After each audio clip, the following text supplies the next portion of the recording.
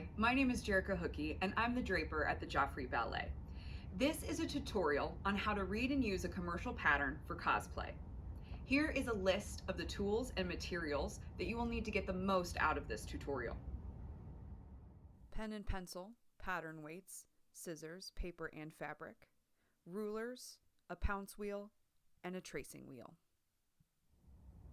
Let's get started. I am going to use these tutorials as an excuse to build a Tisiphone cosplay from the game Hades by Supergiant Games. There is only this one official still image of her from the cutscenes, but I found this turnaround by the artist who rendered the Tisiphone that you actually do battle with in-game. Both images are going to be really useful as I build out my cosplay. The first thing we want to do is find a pattern to use for the bodice and the skirt. The underbodice in the image appears to be strapless and cut straight across, and the skirt is slightly fitted with some structure. I have 3 commercial pattern options that I think have potential. This McCall's pattern has a couple of different skirt options as well as bodice options. The bodices here are all fitted, but they do have a sweetheart neckline, which is not what we want.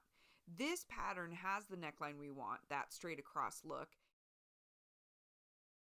It has some flowy skirt options that aren't quite right for this project, but this pencil skirt shape might work. This McCall's pattern is in my size. The Very Easy Vogue is not. And this third pattern has a couple of good things going on with it, like skirt length, but ultimately it's not the one we want. So that brings us down to 2. Because the McCall's pattern is already my size and the neckline won't be difficult to change, I think we have a winner. Before we can start using this pattern, we have to be able to read it. Let's start with some back of the pattern envelope vocabulary. The selvage is the edge of your fabric.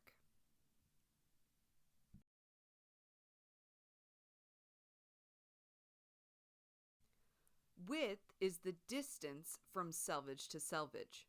Most fabrics come in either 45 inches or 60-inch widths. Nap. The pile or weave of a fabric that causes it to look like a different color if light hits it from a different angle. If you sew 2 pieces of velvet together and their nap is not going the same direction, your garment will look like it was made of 2 different fabrics. Directional. Fabric that has a thick stripe or similar that would make it difficult to match up pattern pieces.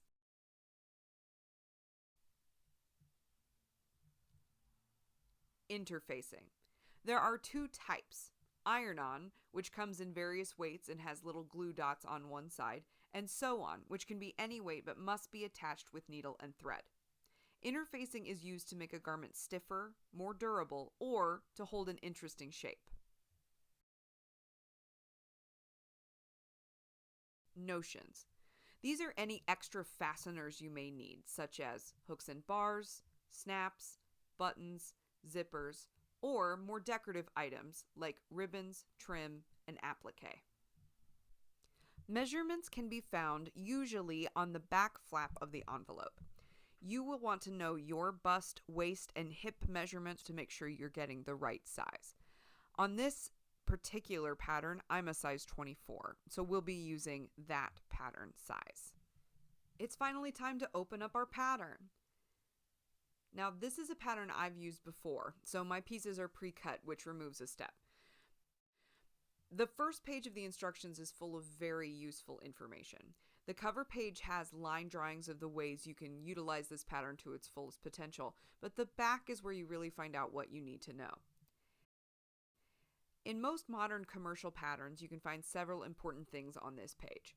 On the bottom are cutting layouts, which will really help you prevent fabric waste by laying out the fabric in the most economical way possible.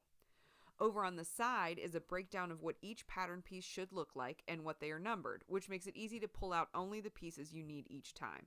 And at the top will be sewing techniques with diagrams, which can teach you things like clipping curves and understitching. Seriously, don't sleep on this first instruction page. It is chock full of great stuff.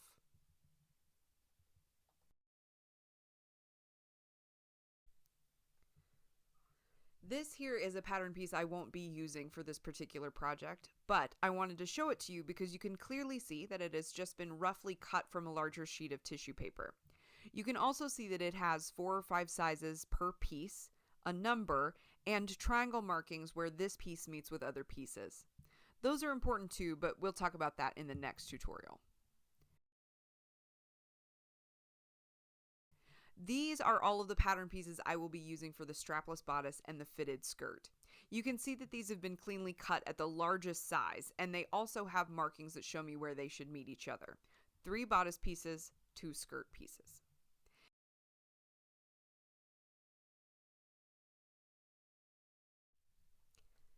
The last thing I want to show you today is how you can transfer your pattern to another type of paper if you're using a pattern that belongs to someone else, or if you just want to make a sturdier pattern piece so it's easier to reuse.